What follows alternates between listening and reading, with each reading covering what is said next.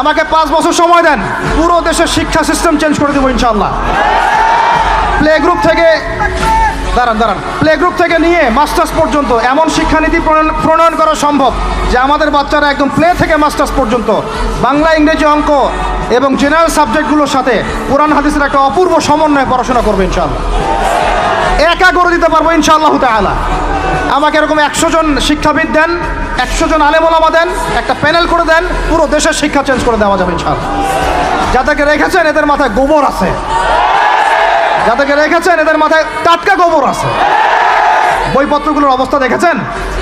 বইপত্রগুলো ঘাটাঘাটি করেছেন?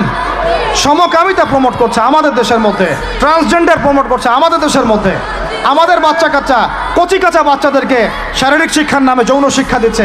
এগুলো আমাদের মুসলমানদের শিক্ষা? এটা চলতে থাকলে দেখবেন অচিরেই কোনো মানুষ বাচ্চাদেরকে স্কুলে পাঠাবে না, এটা অরুচি ধরে যাবে। তখন কি হবে? কোটি কোটি স্কুল, কলেজ, বিশ্ববিদ্যালয়ে খা খা করে পড়ে থাকবে, কেউ পাঠাবে না ওখানে। তখন মাদ্রাসার দিকে মানুষ ঝুঁকবে আরো বেশি।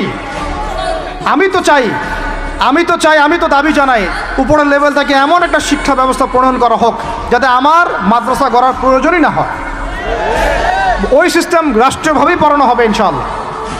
আপনি মালয়েশিয়ার দিকে তাকিয়ে দেখেন, আপনি এই যে ওয়েস্টার্ন কান্ট্রির মধ্যে অনেক কান্ট্রি আছে, অস্ট্রেলিয়ার মতো জায়গাতে আছে, ব্রিটেনের মতো জায়গাতে আছে, কোনো কোনো ক্ষেত্রে আপনি লেবাননকে দেখেন, ইয়েমেনকে দেখেন, জর্ডানকে দেখেন, কাতারকে দেখেন, সৌদি আরবিয়াকে দেখেন, অনেক কান্ট্রি আছে। ভালো কাজের তো প্রশংসা করতে দোষ নাই, দোষ আছে?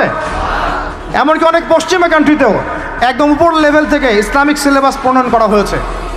তার মানে এমন না যে তারা সায়েন্সকে গুরুত্ব দেয় নাই, ম্যাথকে গুরুত্ব দেয় নাই, ফিজিক্স পড়ায় নাই, অ্যাস্ট্রোফিজিক্স পড়ায় নাই, ইকোনমিক্স পড়ায় নাই, বিষয়টা এমন না। তারা ফিলোসফি পর্যন্ত পড়িয়েছে।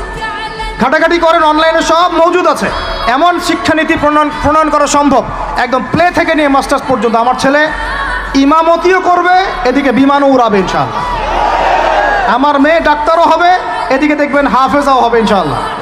একজন মুফতি সাহেব, তিনি ফতোয়াও দিবেন, একই সাথে বিশ্ব অর্থনীতি সম্পর্কেও জানবেন ইনশাআল্লাহ। একজন আর্মি অফিসার, তিনি যেমন সামরিক ক্ষেত্রে লিডার হবেন, তেমনি দেখবেন ফিকহের কিতাব মোতালা করে ফতোয়া দিতে পারছেন ইনশাআল্লাহ। এই যুগটা এটা কোনো মানে স্বপ্নের যুগ নয়, এই যুগটা ছিল এক সময়। বেশি দিন দূরে যেতে হবে না, আপনি 200, 300, 400 বছর পিছনে যান, দেখবেন মুসলমানরা এমন সোনালী যুগ পার করে আসছে।